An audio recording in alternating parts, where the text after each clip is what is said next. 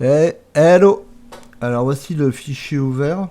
Alors bon, pour pouvoir modifier un module, il va falloir méchamment éclater. Donc on fait clic droit, éclater, c'est toujours un groupe. Donc on refait clic droit, éclater, c'est toujours un groupe. Maintenant plus que de 3.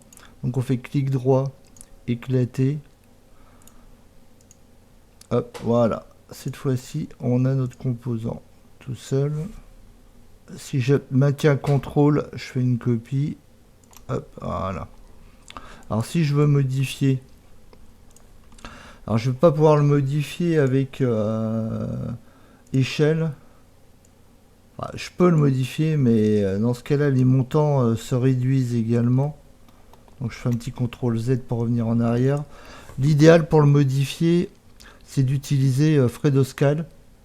Alors c'est un petit plugin qu'il va falloir installer.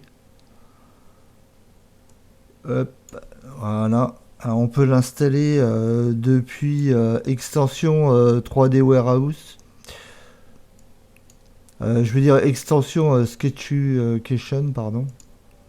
Bah, par contre, il faudra installer ce petit module et puis après, il suffit de rechercher les plugins de Fredo. Fredo par F. Hop, ABCD. EF Fredo. Voilà, et là on a toute la liste des plugins de Fredo. Donc Fredo, Scal, voilà. Donc il suffit de venir cliquer sur install et il va s'installer tout seul. Hop, voilà, ça c'était une petite aparté. Donc si on prend le plugin de Fredo, on va choisir cet outil. Hop, on va venir cliquer un point. Et là on voit que on va pouvoir définir à quel endroit on va vouloir faire la réduction. Donc si je reviens en arrière, alors si je mesure et que j'ai ici 2,14 m et admettons que je ne veuille plus que 1 mètre, alors ce que je vais faire, je vais tracer une ligne guide, hop, de 1, c'est pas bon, je vais tracer une ligne guide de 1, voilà, je vais prendre l'outil, je me positionne ici, voilà, je déplace et je vais venir jusqu'à ma ligne et voilà, je valide par entrée et là j'ai réduit mon élément. Si je veux l'augmenter en hauteur, ben pareil, je sélectionne l'élément Fredoscal,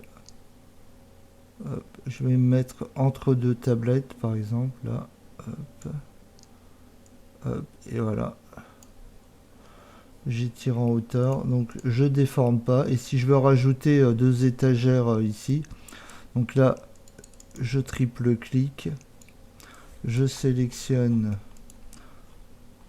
voilà. Par contre le cadre et l'étagère sont dissociés. Ouais, là aussi, bon c'est pas grave, on va déjà copier.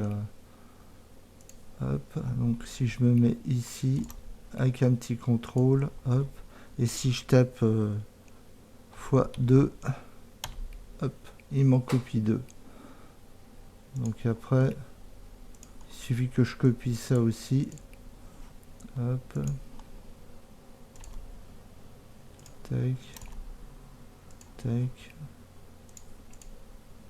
Ouais, il faudra fermer cette partie là aussi, parce qu'en fait j'ai pas tout copié. Enfin bon, le principe est là. Hop.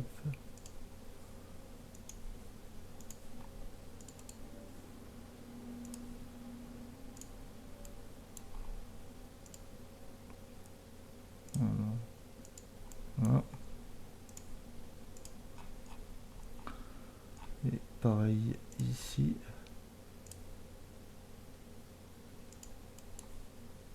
Voilà. Enfin voilà le principe pour redimensionner l'élément. Bon, ici pareil. Alors ce qu'on peut faire, c'est prendre ces éléments là et les dupliquer. Hop là. Voilà. Voilà l'étagère redimensionnée. Et donc là, on peut la redimensionner également d'une autre dimension, hein, comme on veut, plus courte.